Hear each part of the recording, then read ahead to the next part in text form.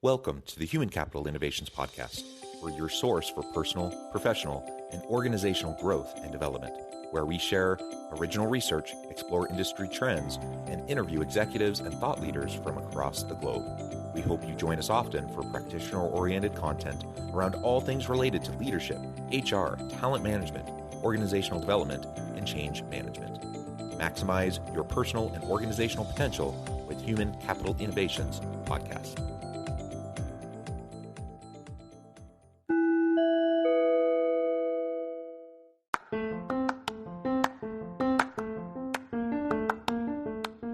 You enjoy the Human Capital Innovations Podcast? Enjoy ad-free listening by going to the Patreon page, and please consider contributing even at the producer or sponsorship level. And please leave a review. Thank you for your support.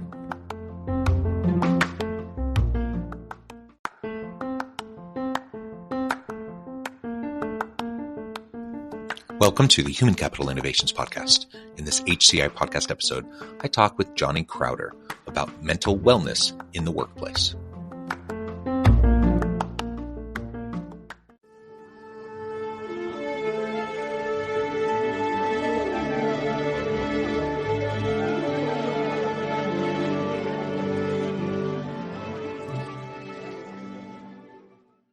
Johnny Crowder, welcome to the Human Capital Innovations Podcast. Thank you a ton for having me. Yeah, it is a pleasure to be with you. You're joining us from Florida. I'm south of Salt Lake City in Utah.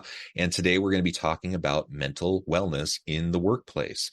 This is a super important, timely topic. It's always important to consider mental wellness as well as physical wellness of ourselves, of our families, of our people within our organizations. Today, we're going to be focusing in specifically on mental wellness in the workplace. But of course, aspects and principles of what we're going to be talking about will have application in other areas of our lives as well. As we get started, I wanted to share Johnny's bio with everybody. Johnny Crowder is a suicide and abuse survivor, a TEDx speaker, Billboard charting heavy metal musician, and the founder and CEO of Cope Notes, a text-based mental health platform that provides daily support to users in nearly 100 countries around the world.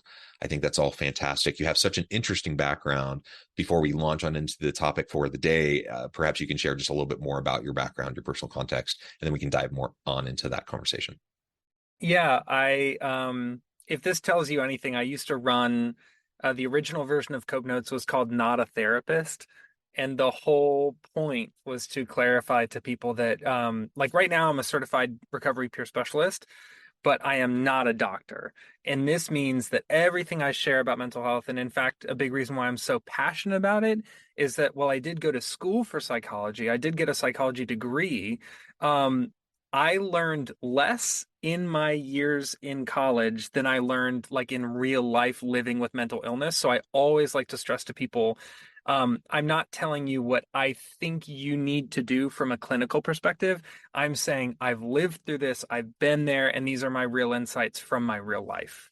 Yeah, and that lived experience, that lived expertise, I think is so very important, especially with this topic, because it's really, really hard for somebody who hasn't experienced debilitating anxiety or depression, who had prolonged depressive episodes, or someone who has had suicidal ideation.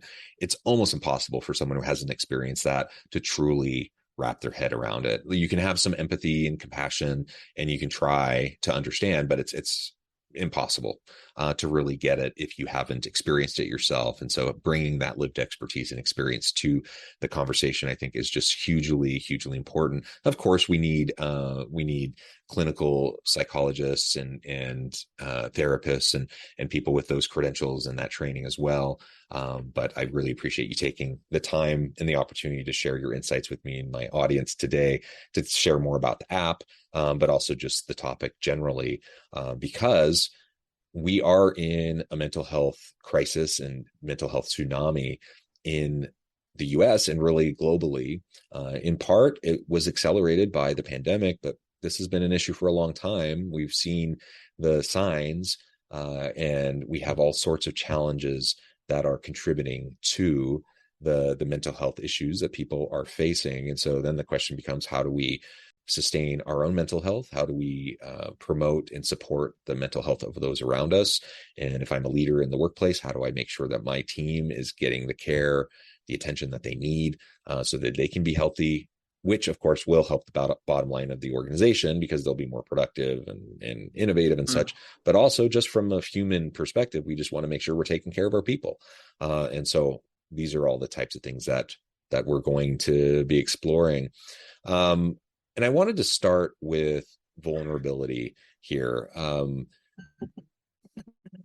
When I think about a leader setting the tone and creating a safe space where people feel comfortable, they feel safe to actually share about some of their own mental health challenges, I think we need more leaders who are willing to open up about their own struggles. And it's super common. So chances are most leaders, if not a high percentage, have experienced their own mental health challenges in the past. Yet we have this culture, especially in the West, we have this culture of stoicism, and leaders need to always put on a brave face, and so we have this kind of strong facade, but then we don't share in vulnerable ways the types of challenges we've faced. And the irony there is when we don't share, then we're shutting down, even if we want to be supportive, we're shutting down the opportunity for our people to also be vulnerable and to open up. So what would you say to leaders, about how to create that safe environment, that psychologically safe culture through their own vulnerability? Yeah, this question brings to mind a specific experience I had late last year, where I had a team. We had a team meeting once a week. It was like our 1 hour all hands, and in the middle of it, one of my employees asked me, "Are you good?" They sent me a message on Zoom. And I didn't even realize that my face had been showing what had been going on in my life, because that week my sister had been hospitalized. And I mean, any leader knows what it is like to have something explode in their personal life and then have to come into work and feel like, okay, well, I can't burden my team with this thing that's going on in my life. So someone on my team sends me a message on Zoom, private message, "Are you good?" And I start tearing up and choking up, and I'm just like, "Guys, I'm just going to be straight up with everybody. My sister is in the hospital right now, and I am freaked out. I was like up all night worried about her. She's had some health issues in the past. This is not her first time being hospitalized. This is certainly the most severe thing that's happened, and it's really tough for me to mentally engage with everybody right now." I couldn't even believe the words coming out of my mouth. I was like mortified, but it was happening. I was just kind of word vomiting and saying, "This is what's going on." And afterwards, I was floored by the genuine kindness of my team. And it wasn't this, no one hit me with a, "Oh, you poor baby," or none of that happened. But it was, I had a few people say thank you for sharing on the call and let us know if you can do anything, or if you want to step out, we can finish the meeting on our own. And then the next week, I had team members messaging me saying, like, "Now I feel comfortable sharing what's going on in my life because you did." So I can't say I made the brave decision to share because I knew that I was setting the example. I basically broke down.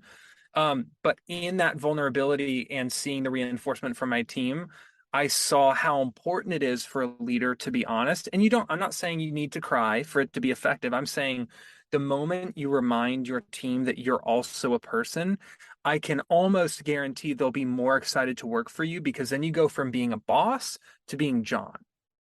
You go from being CEO to being Christine. And that is powerful in a workplace setting.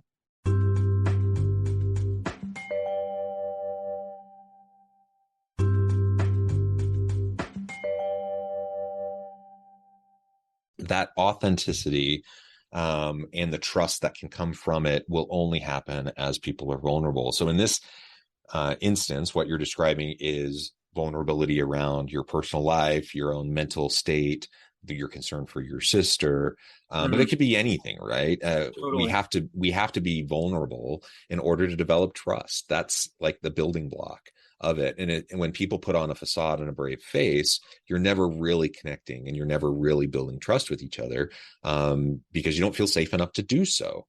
And so that is the crux of it. I need to show appropriate levels of vulnerability to my team to open up the possibility of them also sharing, and just to develop mutual accountability and trust with my team. Everyone talks about how important trust is and open communication and such on the one hand. On the other hand, then we start to talk about vulnerability and people sharing messiness of their personal lives or their mental health state or their physical health, and then all of a sudden people get all nervous and they close up.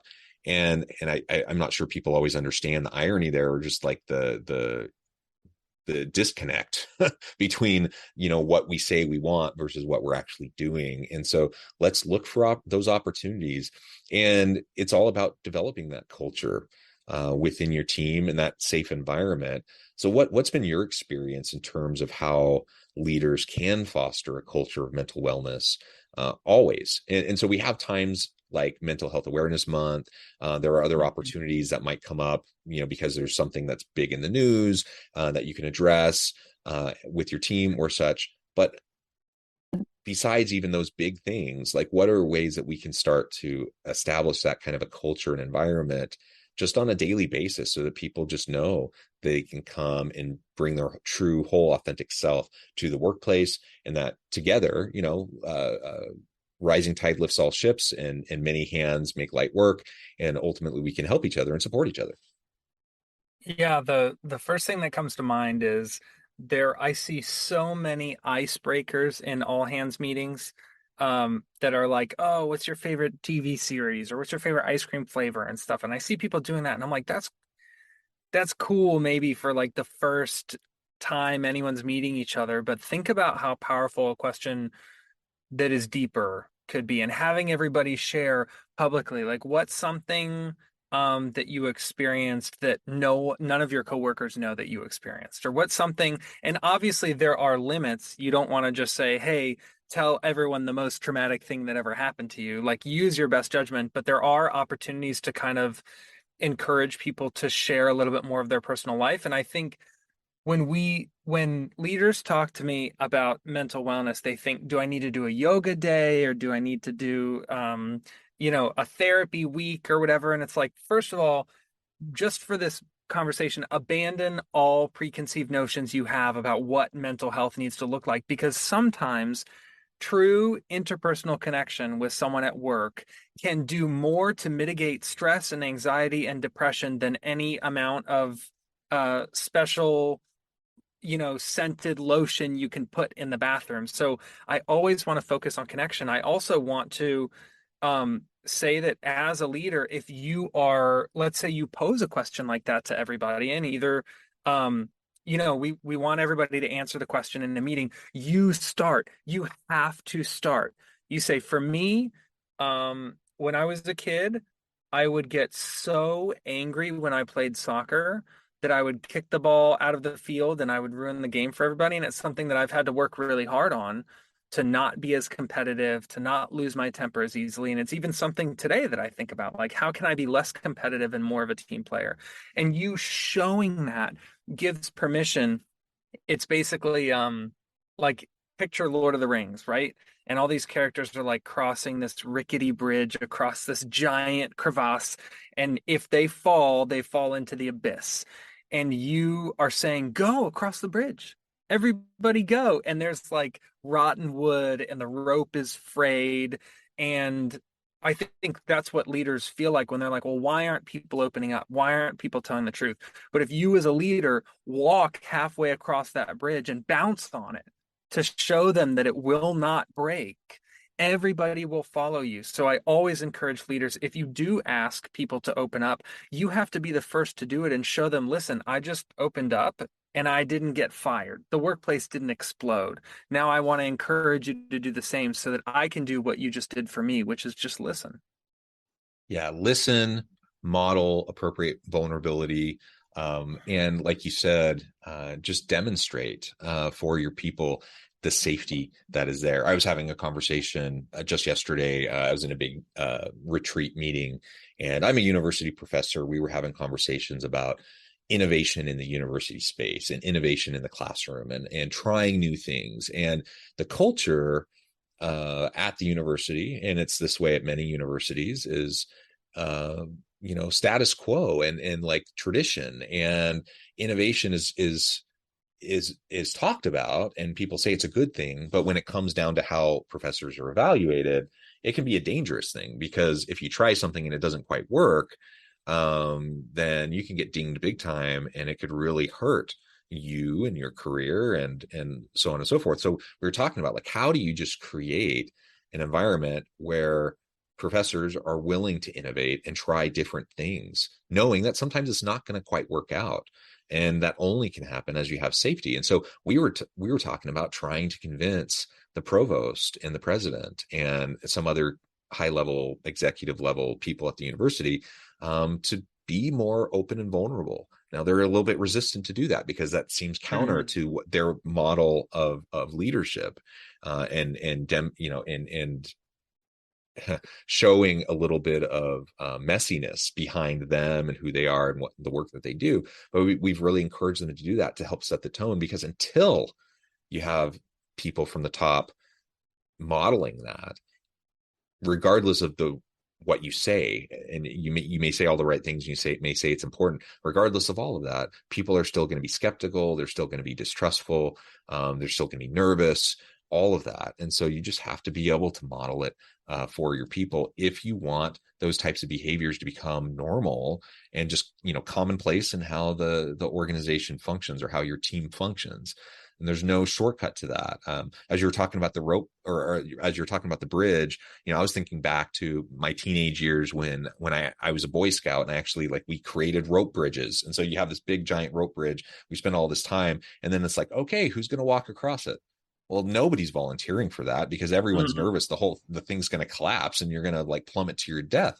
And so, of course, the person who is helping you to build it, who is teaching you how to do it, they have to be, if they believe that what they were helping you accomplish was the right thing, they have to be the first ones to take that step out. And for us, it's viewed as a leap of faith. For them, if they're confident in what they just did, go out there, model it, demonstrate it, and then all of a sudden everyone realizes, oh, this is completely safe.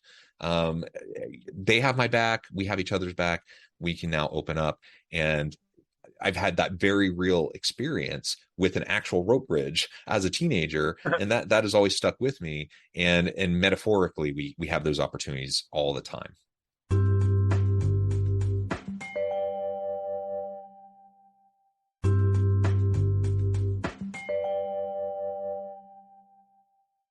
Yeah, I'm thinking one of the biggest misconceptions around mental health in the workplace is that it has to be focused on mental health. And, like, you're asking people to bring in a deeply personal component of their own life without inviting them to bring in other components of their personality. So it's kind of like asking them to go from 0 to 60 immediately.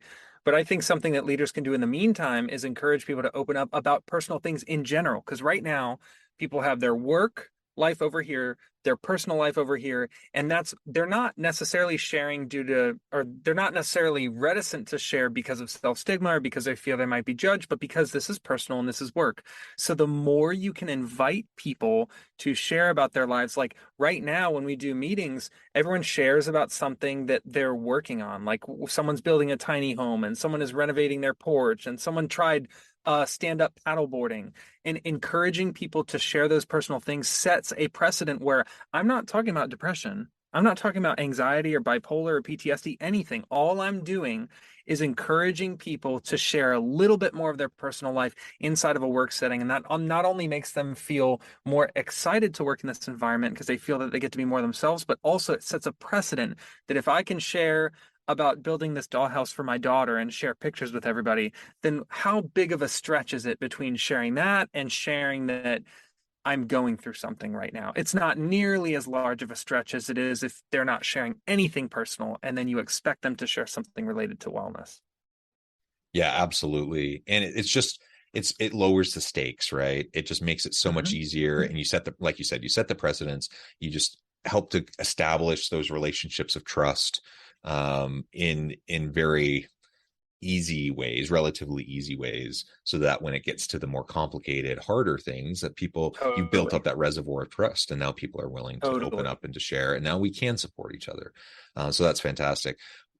We were just talking about some of the ways we can promote this positive culture of mental wellness in the workplace. What are some of the things that leaders and HR teams sometimes do, probably inadvertently? I think people have the best of intentions, but what do they do that actually often stand in the way of mental wellness, that maybe we can start to counteract and get beyond?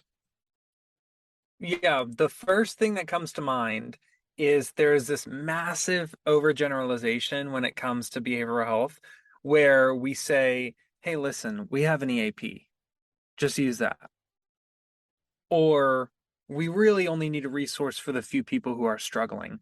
That, I think, is the most insidious idea inside of workplace culture, is that there's only a couple employees who are experiencing stress or anxiety or depression or burnout or feeling isolated or lonely or guilty or shameful or whatever. If you took a random cross sampling of your employee base, I would not be surprised if north of 80 or 90% of them would self-disclose that they're going through something really challenging, especially in the last couple years. So my encouragement is not to focus on the 1 or 3 or 5% of your employee base that you think needs the most attention. It is to normalize, normalize, normalize, make conversation about mental and emotional wellness a part of your culture. It's in your culture sheet, it's in your onboarding documents, it's on posters on the wall. You mention these words regularly and not once a year, not once a month, but it is baked into part of your culture so that people are destigmatized to the point where if they say stress or anxiety or depression, I'm just using these as an example, if they say anxiety, they're not the only person in the workplace to utter that word in the past year. That's what makes it scary. But if they've heard it brought up by leadership and by other employees, and it's talked about in the culture documents and it's in newsletters, that exposure does not exacerbate mental illness, which I think is a big misconception. What we do to stand in the way is we make it this fixed, finite, acute, small niche set of people who face this, whereas alternatively we should be focusing on this as a culture where it's like, I don't even care how you feel right now today, mental wellness is still part of our culture. So you could feel amazing, you could feel bottom of the barrel, or anywhere in between. That doesn't change that the conversation about mental health is baked into the culture of what this organization stands for. I love it. Let's bake it in. Let's integrate it, infuse it into all aspects of the organization. Just like we talk about diversity, equity, and inclusion, and baking that in, or ethical Mm-hmm. decision making, baking Totally. it in, or social impact, or meaning and purpose, bake that in. Like, this is one of those things we need to just bake in to everything that we do within our organization. We just need to normalize it. We need to make it a constant part of what it means to be part of the team and part of this workplace. And if we want to have a good, workplace environment where we're focusing on employee experience and we want to attract and retain great people, this is one of the ways to do it. Make your organization, make your team an employer or a team of choice, where people know that they want to go work there. They want to work with you because they know they're going to be supported, because everyone has stuff. Like you said, everyone has stuff. I don't know anybody, even though those people Yeah. who, even people who seem like the most like buttoned up, successful, everything's going right for them in their lives. They may have a lot of privilege, they may have wealth, they may have fame, they may have all those things. Everyone's got stuff, and everyone's Mm-hmm. struggling. That's just the world we're in, and that's the nature of the human condition. And so we just need to learn how we can be more supportive. Well, Johnny, this has just been a really fantastic conversation. I really appreciate your insights and sharing all of this with me and my audience. Before we wrap things up for today, I wanted to give you a chance to share with listeners how they can connect with you, find out more about your work, and then give us a final word on the topic for today. Yeah. Quickly, johnnycrowder.com has all of my speaking stuff. It has both my TED Talks. So if you're interested in learning more about my advocacy work, johnnycrowder.com. If you want to learn about Cope Notes and try it for free, you can go to copenotes.com. I'm on LinkedIn, I'm on Facebook, I'm on Instagram at Johnny Crowder Loves You. And my last word on mental health is just the fact that if you are a leader and you're listening to this says a ton about you as a leader, that you spent 25 minutes listening to a conversation about how to foster mental wellness inside of the workplace. This means that you're already in the top 25% or whatever of leaders in the world, because there are leaders out there who don't care enough to listen to a conversation like this, much less to take action. So I just want to encourage anybody listening, don't think, how am I going to become the type of leader who can do this? If you already listened to this conversation, you are the type of leader. You just haven't taken the action yet. Wonderful. Thank you, Johnny. It's been a pleasure. I encourage listeners to reach out, get connected, find out more about what Johnny and his team can do for you. And as always, I hope everyone can stay healthy and safe, that you can find meaning and purpose at work each and every day. And I hope you all have a great week.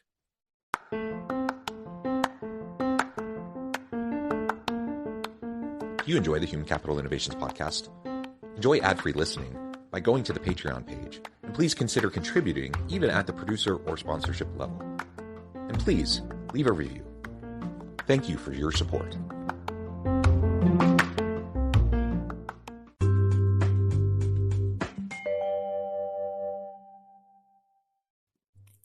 Thanks again for joining us for this episode of the Human Capital Innovations podcast. I hope you stay healthy and safe and that you have a great week.